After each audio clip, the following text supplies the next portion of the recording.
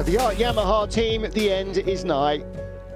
After having battled Suzuki for the lead, the number 7 has mechanical woes.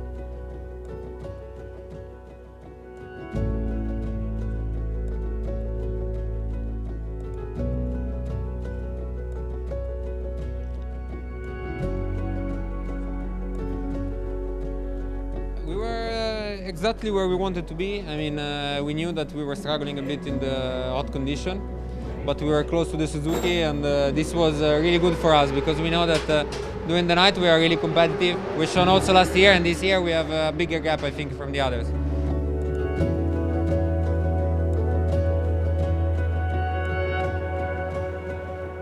Je ne sais pas du tout à combien de temps ça va nous prendre. Got no idea how long this will take. We don't know where we're going to end up.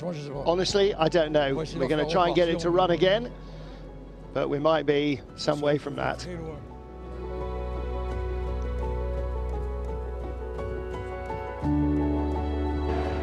will see what happens. I believe that will be very hard because the time that we fix the problem, close the engine, put it back on the bike, and we go out again, we'll lose so much time that it's just for the glory. Now we lost already more than 1 hour, I guess.